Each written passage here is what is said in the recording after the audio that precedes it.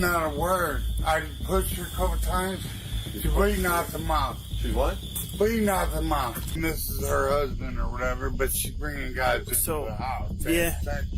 So unfortunately, she can't do that. Because if someone's going to come over here for a Tinder date or a hookup, I don't think they walk here unless... Tinder dates often end with laughs, stories, and happy endings. But every now and then they veer into a far darker reality. So dark, it spirals past heartbreak and straight into the chilling territory of a mysterious...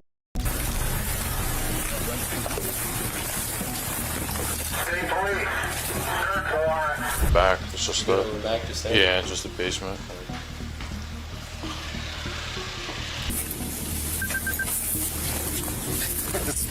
Here are several moments when Tinder dates end up in... Starting with Norma Carricker, who walked through her own front door after a date, only to become the tragic reason behind a gruesome 911 call hours later. And this is her husband or whatever, but she's bringing guys into the house. Yeah. Ma'am.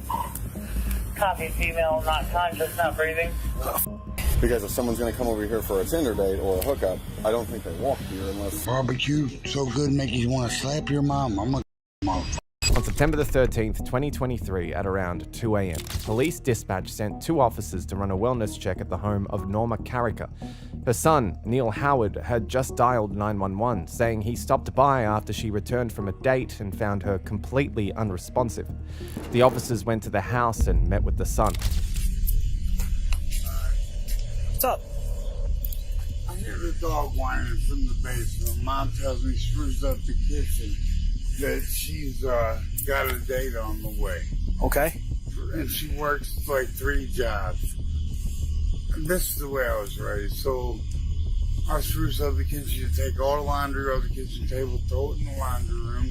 I want to see nothing. I guess it's that date on the computer or on the Tinders or whatever. I don't know. I'm afraid to go in that room. I hear the dog whining in that room. So you live here, sir? I live in the basement, man. I had open heart surgery a year and a half ago. Okay. So what is your... I'm about to move out this weekend. Okay. Everything went silent. I hear the guy go out the back door. Okay. Is your mom okay? I'm scared to open the door. Huh. Okay. Where's your... I hear the dog whining behind the door. Everything just went shut up, and she goes... She turns the country music on real loud so I can't hear. Oh, she did that? My mom does it every day. Blast it. Some old sorrow country music. Okay. And this is her husband or whatever, but she's bringing guys into the house. Yeah.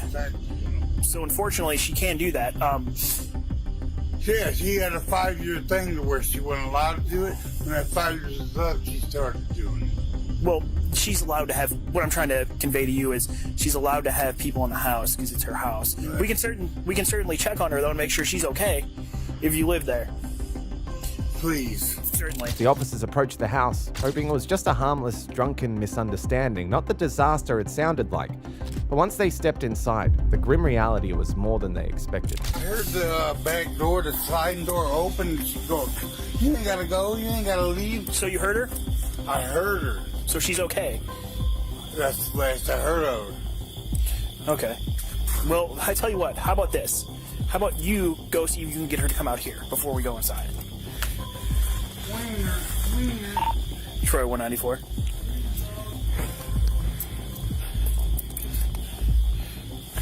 Go ahead. We made contact with a son who is extremely intoxicated. He lives in the basement. He's going to try to get his mother to come outside right now. We are secure.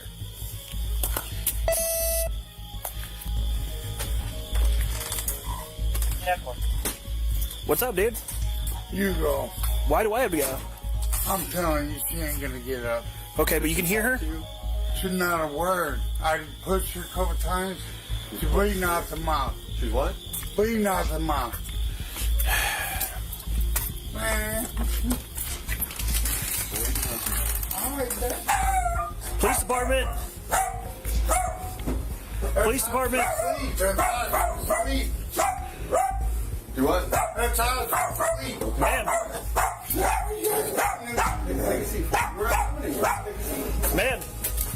Police department. Police department. You said she's got blood coming out of her mouth? I said, shit, you not. Hey, pop him. Detain him.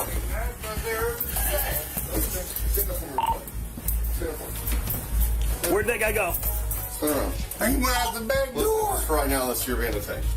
146. Can you roll out here? Listen, you're just being detained.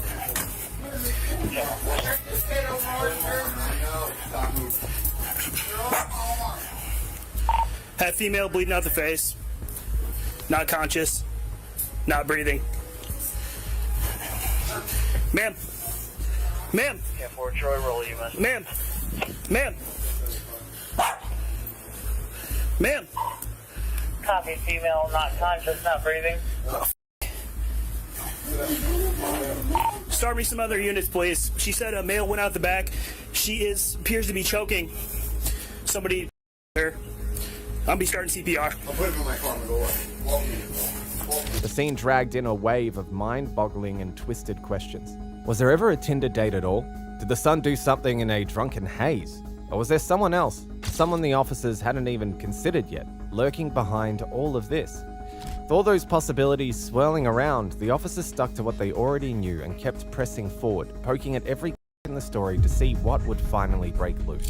If his story is legit, and he's in the basement, if whatever happened with her, and he's saying like somebody took off out the back door. Okay. But also after he said somebody took out the back door, he made contact with her and that she was fine. After he heard Yes, that. and I also asked, was there any other cars in the driveway? And he just kept saying, I don't know. Because if someone's going to come over here for a Tinder date or a hookup, I don't think they walk here unless I came from... And her car's over here. One low name. We haven't ran any cars yet, but I'll run those. either she wrapped that around her neck herself, but there's a lot of blood in that pillow. So... Or he may have done it in his intoxicated state. Because he was making it seem like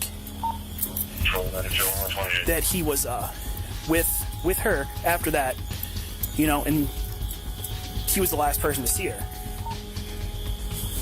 What do you think? Because he was saying out here. He's leaning towards him because he's so great. Because he was already aggravated.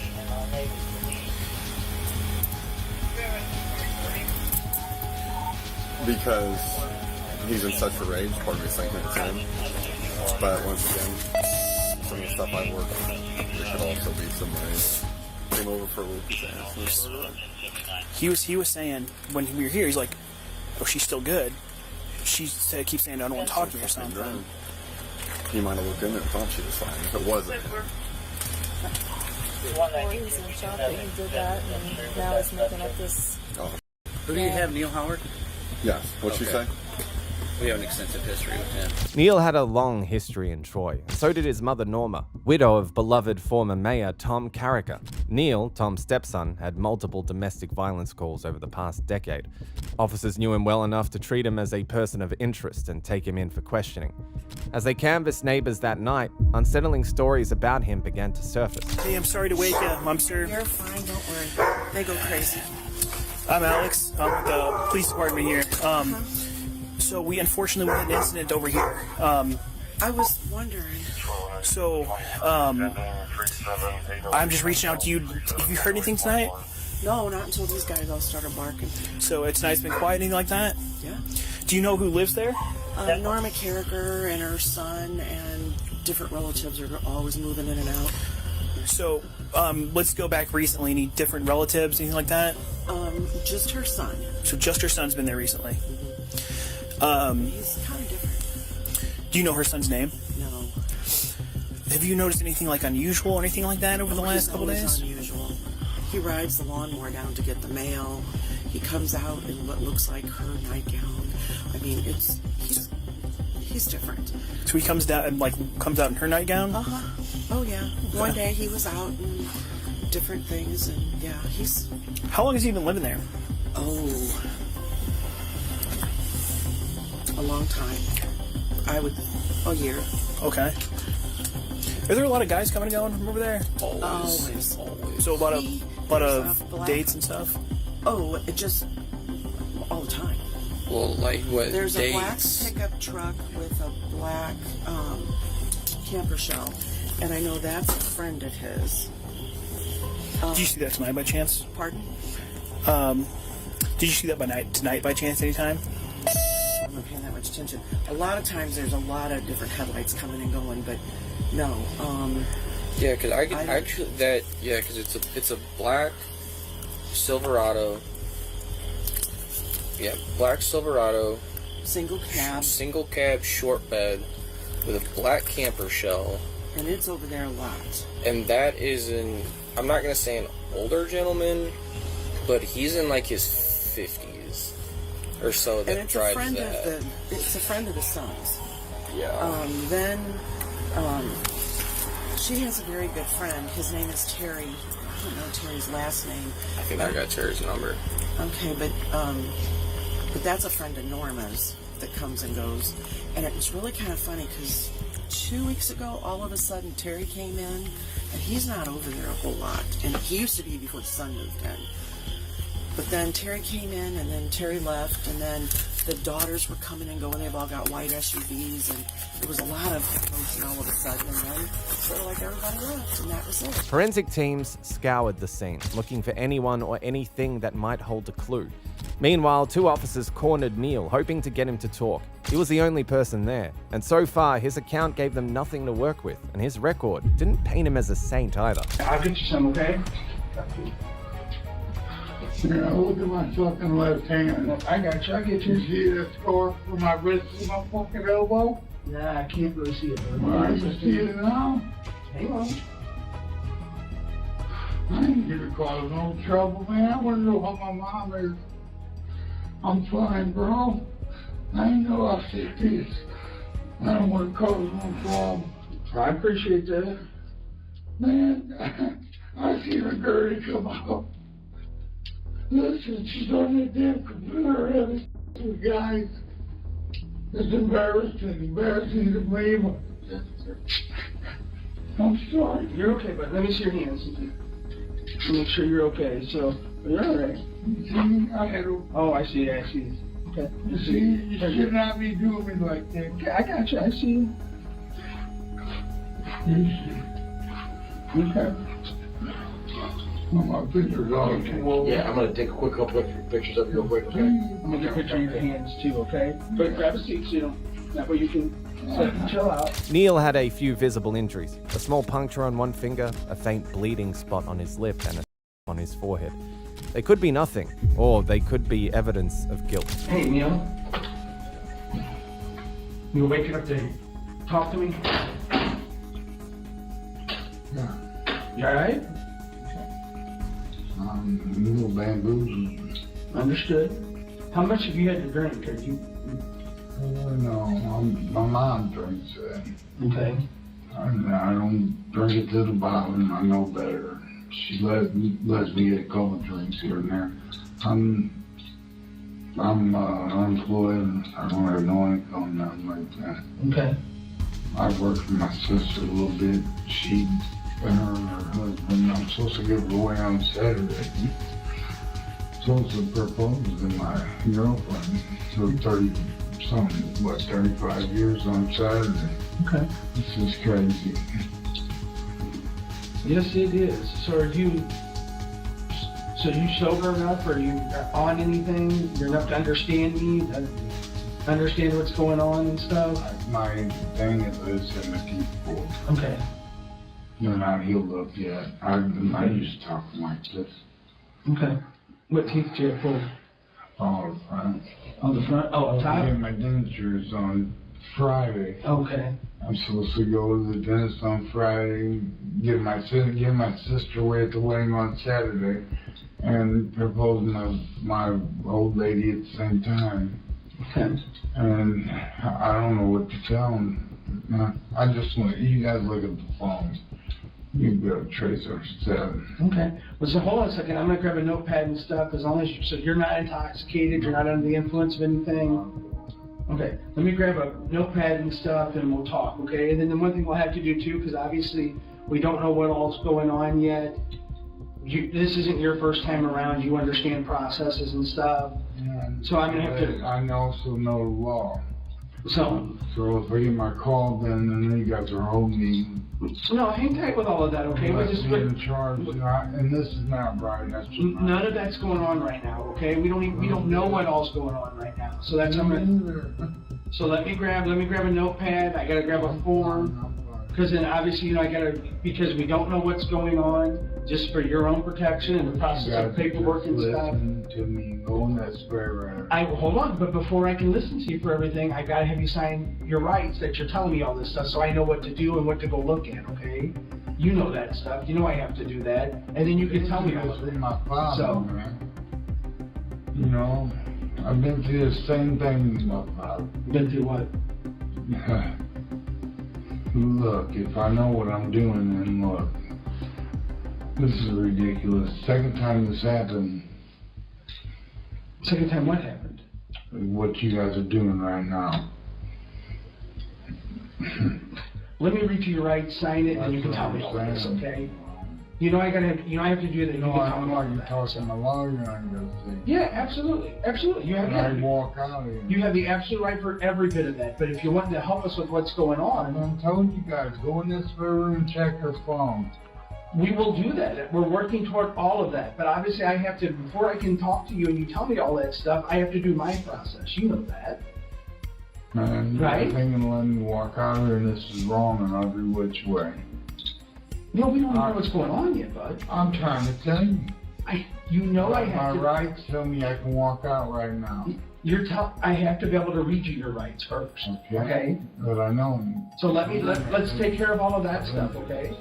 I understand. My rights over. Nobody's asking you to sign your rights over. I'm asking you to acknowledge your rights. That's it. Okay? You just said, let me get the paperwork and let me let you sign. Yeah, that's just acknowledging your rights. Everybody got fired, alright? You can look it up, man. And it was acknowledged that I was I signed my rights for my mother, what happened there. I'm telling you guys, you can take me on record of what I've said.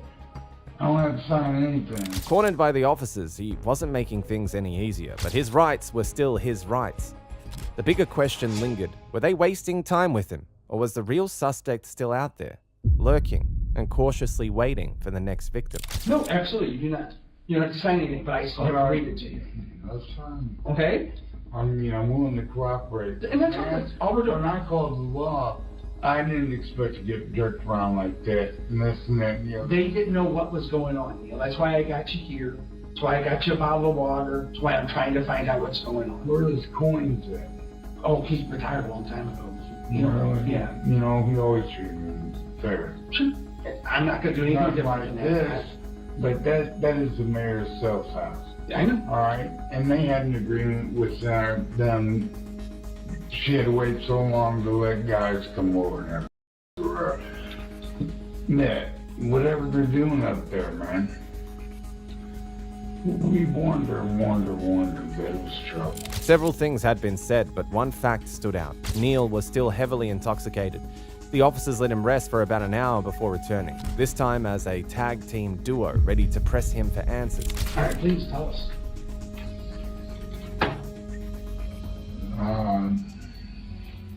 This evening was said that she called me, usually expect her about 8:30. She got a new job in St. Jacob, the Rooster, she calls. Who did? Okay, she got a job at the Rooster? Okay. That's about 8:30? Yeah.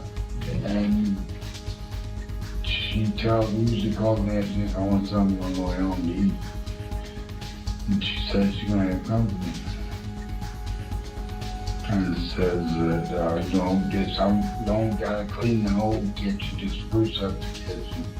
It's gonna be a while. You drive my car up first, I got a headlight on the car. And I said, okay. You bring company home? She goes, just don't take all them clothes off the kitchen table and throw them in the laundry room. And you'll see that's what it is. She goes and put a new smell good thing in the dog and put it on the counter. There's a wiener dog. She got a wiener dog. The wiener dog's Vincent thing. Like a little candle melt thing? One of them things, yeah. And she had the candle melt thing there, and I wiped out the Kool-Aid and took the counter, put the thing and the dog on the counter, and grabbed dog and clothes and threw them in the laundry room. And I went downstairs because the dog don't bark. I went downstairs and I could hear the car out front. I guess she jumped in his car and left hers. I didn't get to see anything. I wanted to go up there just to, like, she made my presence known, but I was scared of Mama. That's the only place I got to go. Right. I'm moving out on Friday. And then I didn't hear nobody at all. I could just hear the car pull up in the car door. So I didn't go back up. That was it. So then when I'm laying there in bed, I keep earplugs next to the bed. I don't make a peep. I don't want to go up there and our presence known, but my mom will threaten to call the cops, even if I'm out of line. You know, if I'm out of line, if I disobey, you know, if I don't take trash out, there's a curb on time, whatever. And I put my earplugs in, and I could hear the banging, bang, bang, bang, the headboard. So loud right there above the bed. And my mom making all kinds of ruckus. To make sense of the chaos, the officers decided to take a structured approach, asking Neil for a clear step-by-step timeline of events. This approach was one that was proven to work with many suspects in the past. What time was that? Do you remember when you went to spruce up the kitchen? As soon as she called me, about 8:30. Okay. And what time did you hear the car? About 9:30. About 9:30? About 8:40 when she called me, this is later than usual. And then she says...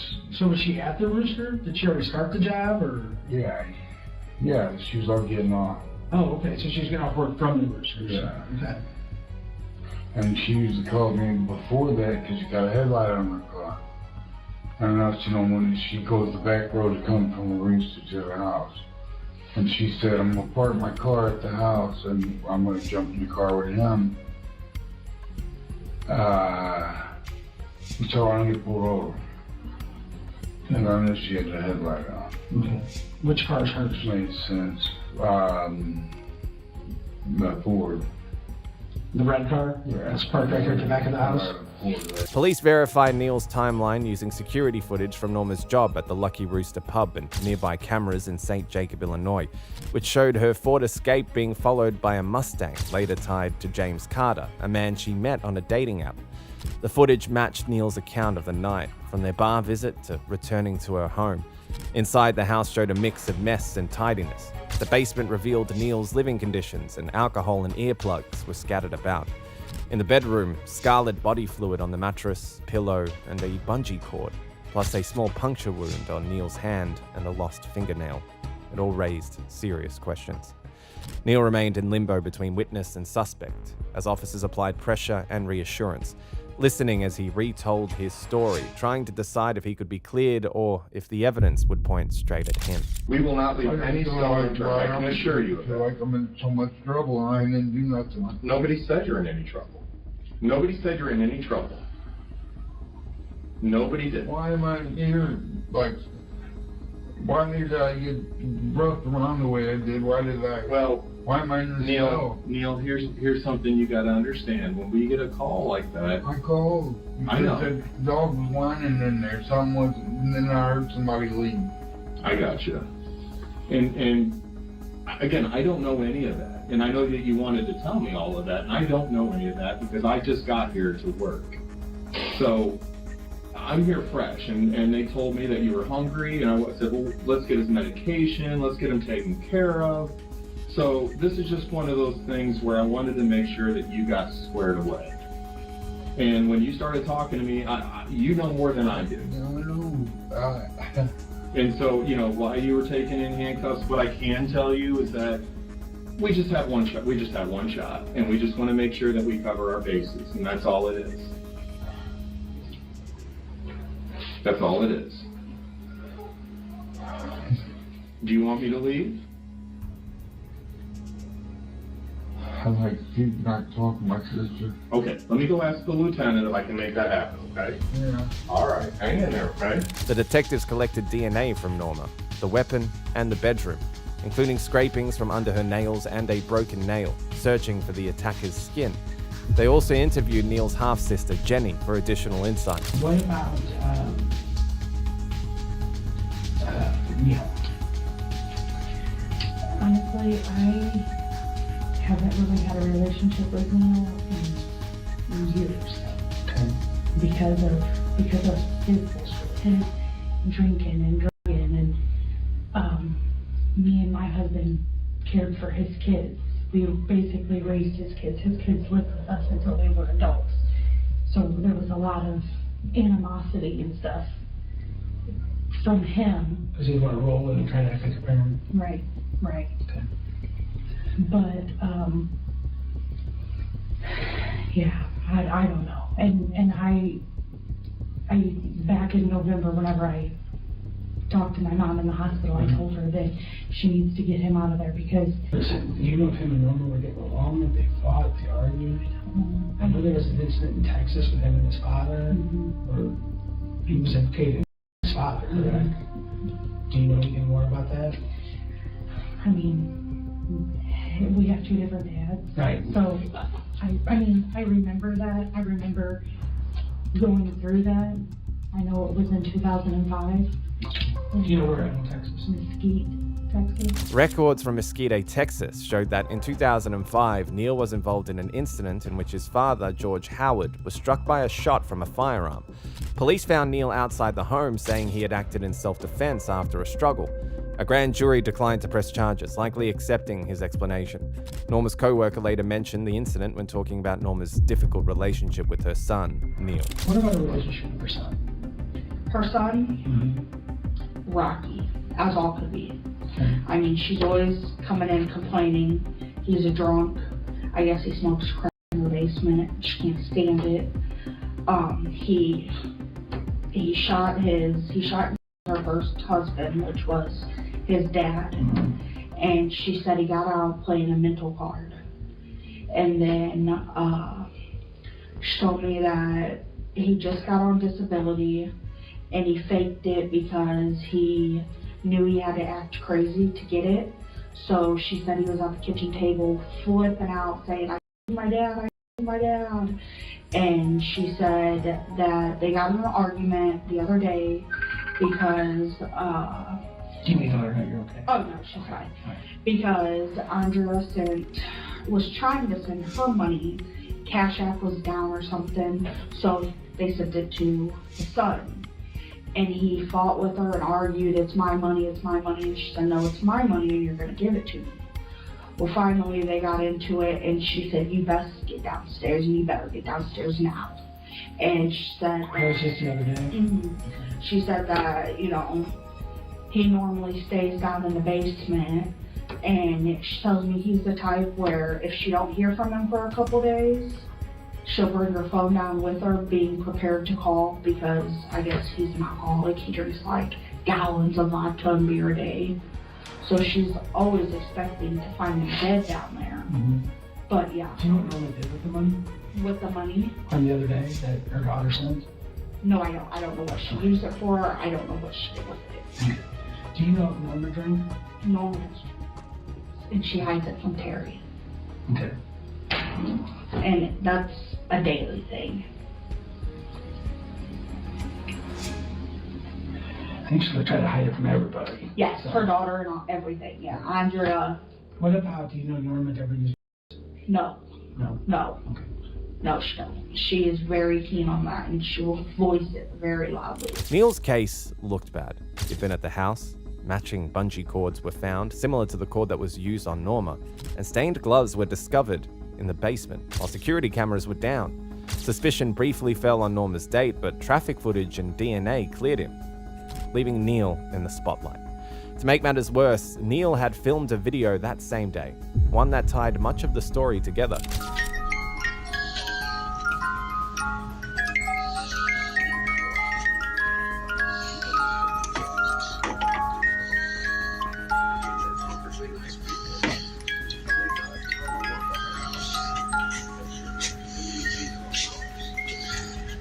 Nick said it was so good make you slap your own mama. Somebody better come over here before that happens. Barbecue so good make you want to slap your mom. I'm gonna kill the mouth. Eventually, Neil was charged with his mother, Norma Carricker, and spent nearly 2 years in jail before his trial. After a week in court, the jury took just 3 hours to find him guilty. Judge Amy Mayer sentenced him to 30 years with no parole.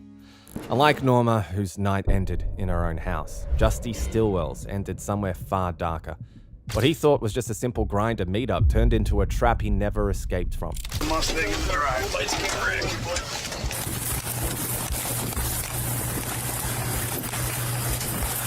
State police. Search warrant. State police. Search warrant. I think we're good all the way back. It's just the Yeah, just the basement. On the night of September the 14th, 2024, 41-year-old school custodian Justy Stillwell left his Bay City home with a little spark of excitement. He thought he was heading out for a simple first date with someone he had connected with on Grindr under the username Bored. But that first date would turn out to be his last. Justy walked out the door and never came home.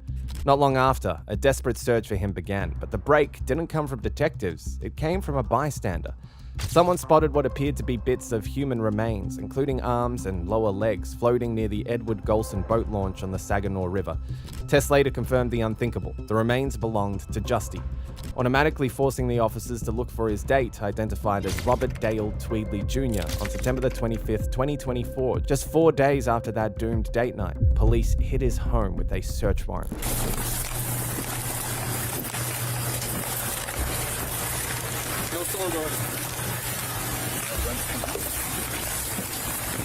State police. Search warrant. State police. Search warrant. State police. Search warrant. State police. Search warrant. State police.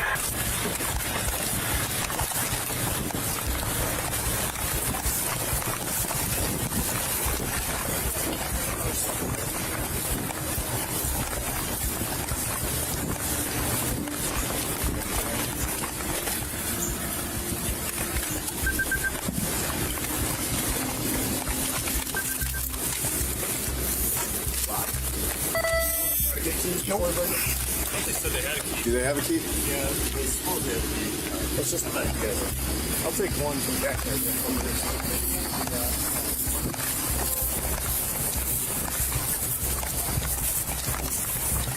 Good. We got the key.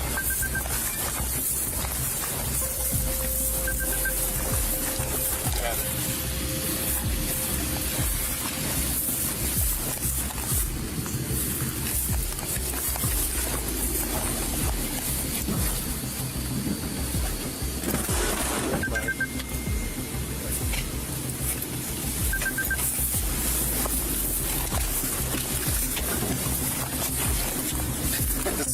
Like the music here, and everyone was stacked up there. One guy here.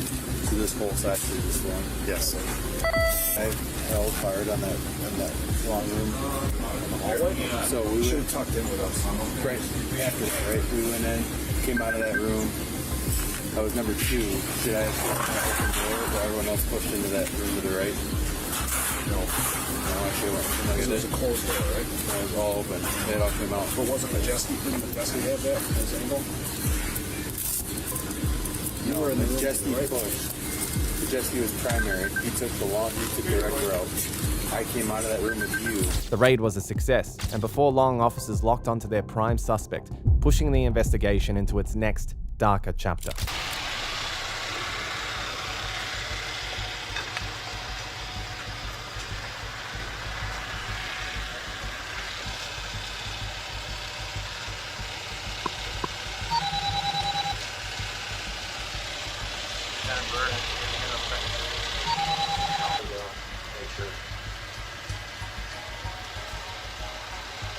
I think we're good all the way back. It's just All the way back to stay? yeah, just the basement.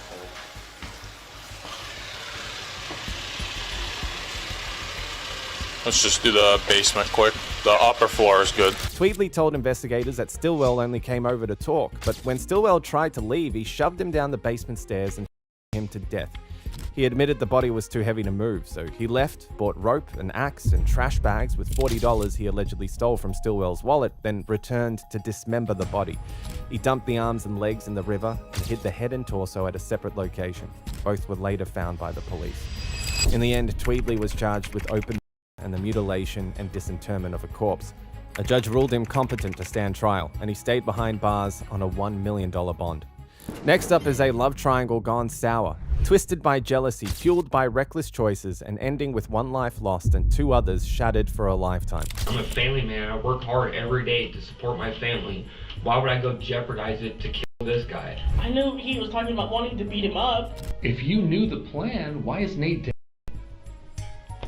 There was no stopping Cody. On April the 29th, 2024 at around 5:30 p.m., Clackamas County deputies responded to reports of gunfire near SE 90th Avenue and SE St. Helens Street in unincorporated Clackamas County, Oregon.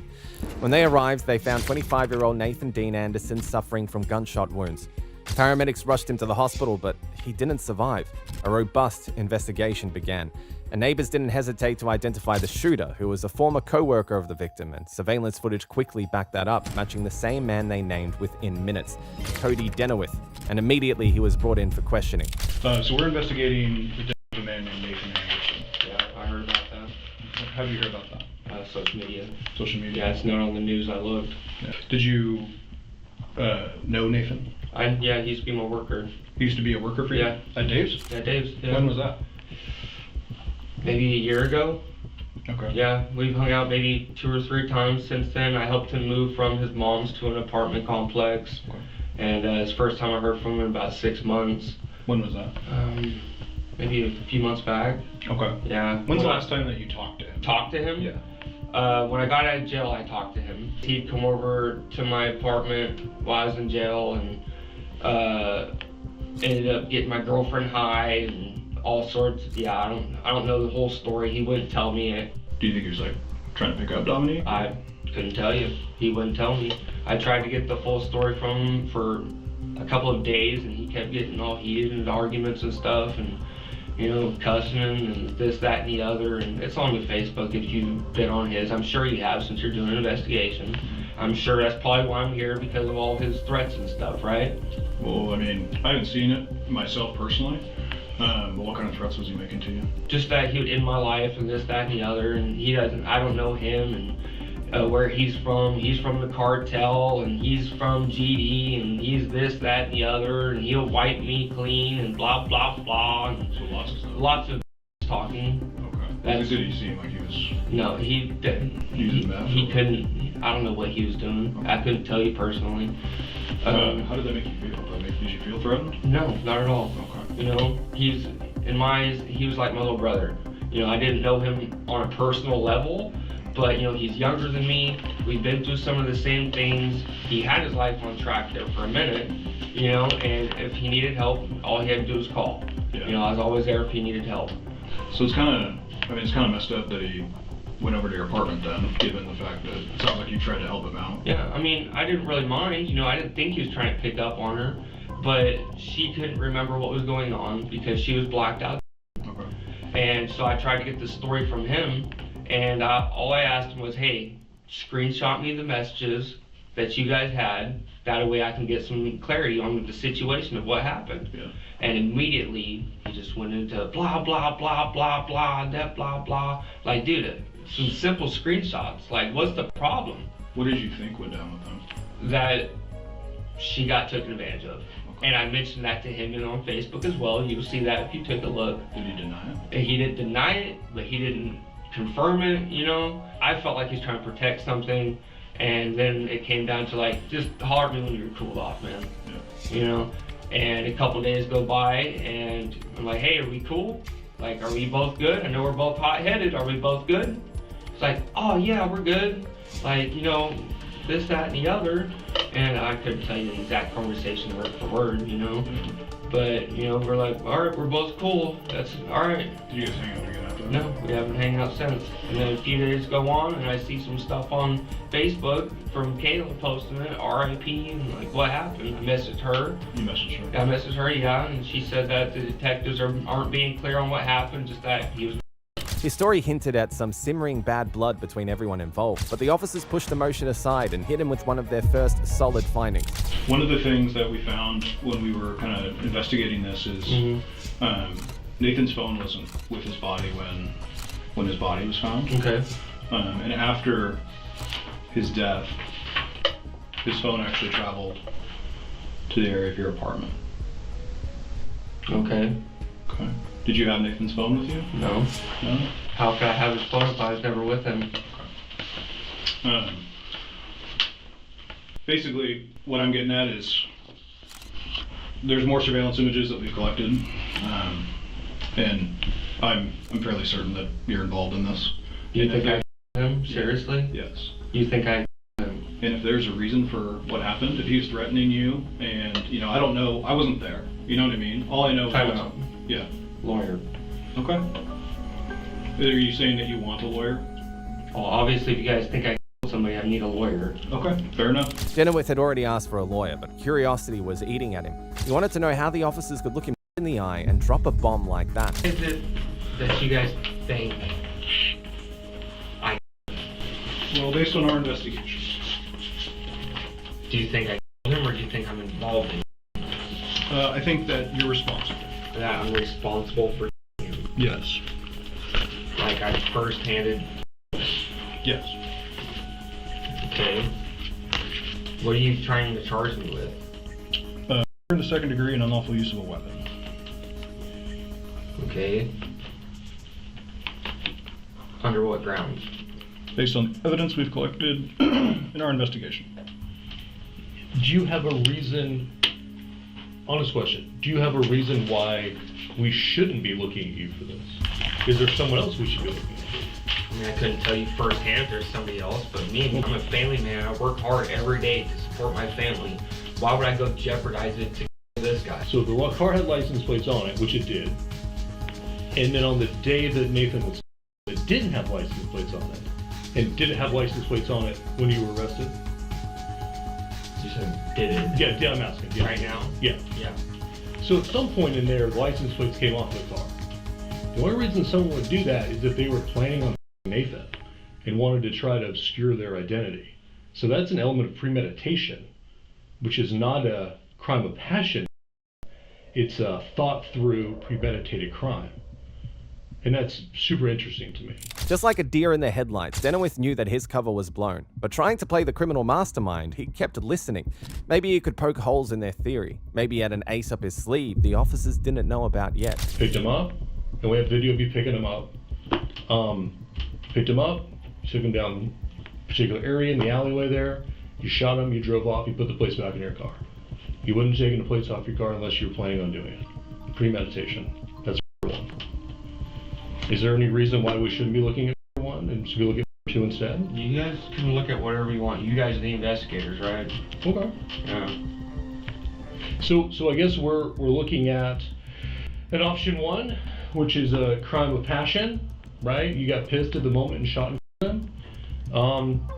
Option two is you planned it ahead of time, which is much worse. Maybe option three is you meant to shoot him but didn't mean to kill him. I don't know which one of those it is. Those Any obviously. one of those options sound bad. No, none of them are good, but there's a hierarchy of bad, worse, worst, right? Which we kind of talked about. And this is kind of your opportunity to tell us which one of those it is, because you're probably not going to get another one. And this is one of those deals where I don't want to tell your story for you if you can tell it for yourself, but that's the option you're giving me. So it's up to you to tell us what happened or not tell us what happened. I think it's time to be a lawyer now. Okay. Because all three of those options are bad. I agree. Yeah. Ready whenever you guys are. Okay. How long until I go to the jail? Just a few moments. Yeah, thank you. No worries. Arrested for it's not being arrested. Like this is probably what, 20 years in prison? Second degree. What does it carry? Well, actually, we're now probably looking at more of a first degree. How to go from second degree to first degree? Well, within 5 minutes. Because of premeditation. Denowith's questions made it clear he was already weighing every option the officers had laid out, trying to spot in their story, but detectives didn't stop there. 2 days later, on May the 8th, 2024, they brought his girlfriend, Dominique Marie Britt, into the Clackamas County Sheriff's Office for questioning. Your relationship with Cody, what is Cody like? What's he about? He's usually a very happy, like, chill person, a great dad, like, loves our kids, like, that's his kid, you know, in his eyes. But he has his moments where he just is like down, like his mental, and he's struggled with that his whole life, but he just has never gone on medicine because he doesn't want to be a zombie, he says. Do you think it's like depression, or is it more psychosis type? Yeah. Like, do you think he hears voices or something in his head that's, I don't know. Why do you think that? Is there behaviors you can attribute to, like, hey, that's an example of him being kind of mentally unstable? Yeah, like accusing me of cheating on him when I'm like home all day with your kids. I cook, I clean, I take care of the house, like I am with your kids, or just like thinking like I'm being sneaky, or thinking that everybody hates him or people are talking about him, just like stuff like that, and it just gets worse and worse. And does he kind of spiral when he gets into those? Yeah, like this last month, completely different person. Okay. Yeah. Has there ever been any prior periods where he was like that? No, this is like the worst it's got. Like. Okay. Yeah. Has there ever been? I know that there was a call at your apartment on 24. Milwaukee police came out. It was a domestic violence call. Is what I know. Yeah, he was screaming and yelling. Was there any physical stuff that night? Has there ever been any kind of physical?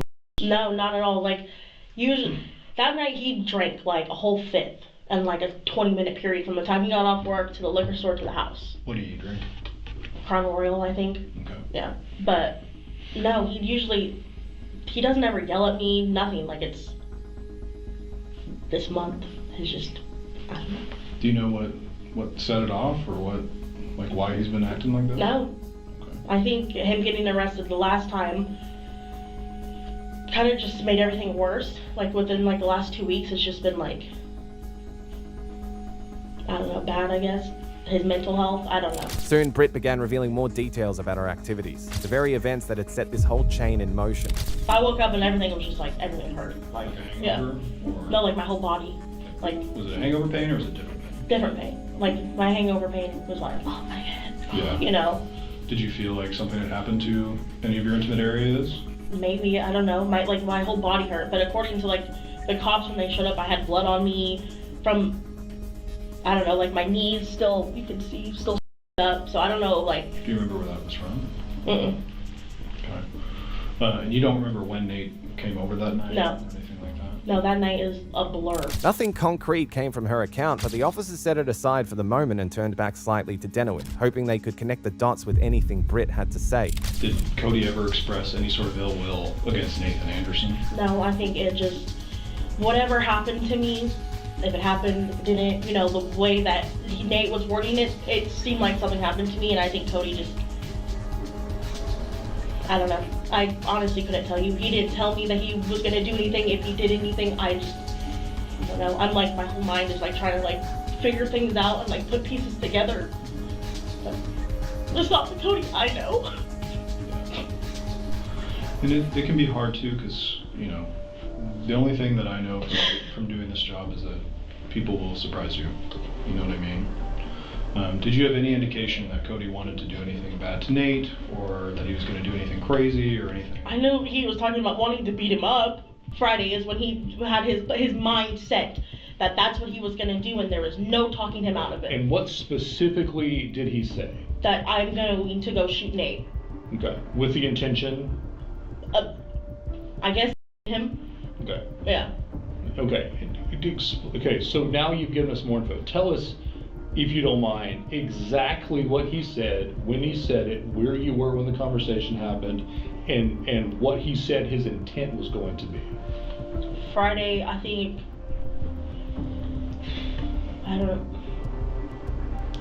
think we were on the phone. I think we were together, so maybe in the car, and he just said that I'm gonna go shoot him, and that's what I'm gonna do. Like, there was no talking him out of it at all, because he was just gone, like, gone. So I guess you know, the big question here is, if you knew the plan, why is Nate dead? There was no stopping Cody at all. No matter how many times I told him, if you do this, you're gonna ruin your life. Your son's gonna grow up without you. Okay.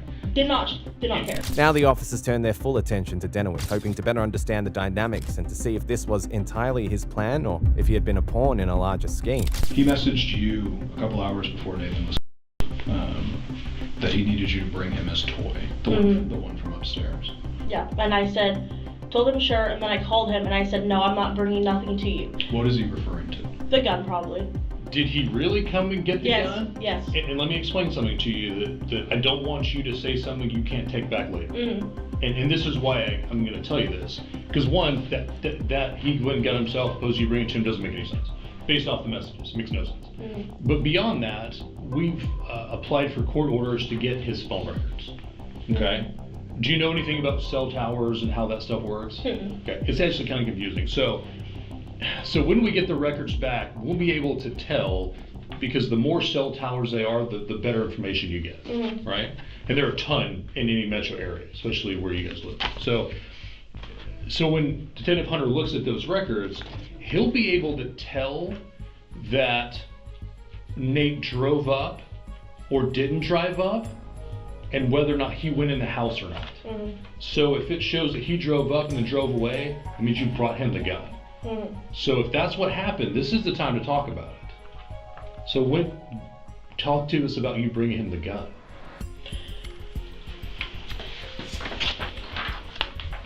I did. Where? Where? He was on the side of the street, and I brought him the backpack and everything. With the gun? I don't know. I really don't know. I haven't seen it since then.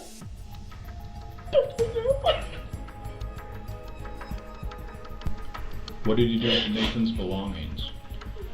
It was at my mom's, and he threw it away. Me, my mom, and him, because my mom had a trash bag. We walked to her trash, and he threw away that bag that was in the warrant that you guys were looking for. So I don't know if maybe the gun was in that backpack or something. I don't know. I just know he threw it away. When he told you that he shot Nathan, what did he say exactly? That Nathan got out of the car and he shot him and then he drove off. What was the conversation like after that? He was completely normal. Like, he didn't go and just shoot somebody. Like, we went to McDonald's, got the kids food, we went back to my mom's, we watched the Smurfs movie, went to sleep, got stayed up for school, like, everything we do on a normal day. At this stage, the officers realized every assumption needed a second look, and Britt still wasn't done talking. It was a reminder that a pretty face can mask dark intentions, and that Beauty and the Beast can team up in ways no one expects. I knew when he came into the house and got the gun that that's what he was gonna do. Okay. I knew. When was the first time he said, I'm gonna shoot Nate? And Friday is when he had his mind set. He was not gonna let it go, and I just told him, okay, if it needs to happen, then it needs to happen. But you're gonna get caught. That's what I told him. There's no way of getting away with. So that terminology, if it's gonna happen, if it needs to happen, it's gonna happen, that's your acceptance of it. That's your verbal acceptance of, yes, Nate needs to die. Is there any other way to look at that? How responsible do you think you are that Nate was? I think whatever happened to me didn't happen. I just think, I don't know. And I understand what you're saying, and I think that, I think you need to really tell us now about what really happened with you and Nate. I 100% don't remember that night at all. Okay. I don't. Sitting here right now, do you think Nate you? Yeah, probably. From what my bottom area looked like, yeah. Do you think Nate you? And that's horrible, and that's not excusable, but it's also not a reason for murder. No. So from the time that incident happened until the time that Cody Nate, how many opportunities did you have to contact police and talk about that? Every day. And you guys talked about that, didn't you? About what? Making a report. Tell me about that. I told him, well, I should just go to the cops and make a report. No, I'm gonna handle it myself. I was like, no, I can, like, it happened to me, you know? No, I'm gonna handle it myself. I'm gonna handle it myself. There's no proof that anything happened to you. Well, I'm sorry that happened to you. Doesn't give him the right to kill anybody. No. Not at all. So either we're looking at one of two things happened. Either you were good to go with it from the beginning, or this was your deal and you wound him up and kept him loose. So which of those two is it? I guess I was just like, oh, if you're gonna do it type of thing, you know, but I just... For how long did you want Cody to kill me? I didn't. Everything about this says that you did. I didn't. I was just, okay, whatever, do what you want type of thing. At the very least, based off of everything we know now, you're a co-conspirator in his... Oh, God. If not the originator of the idea of his... No. And I get that you're upset right now, but I'm going to be honest with you, from where I'm at, you're not upset for Nate, you're upset because you got caught. No, I hurt for Nate too, like... Didn't mean for this to happen. I should have just called the cops on him.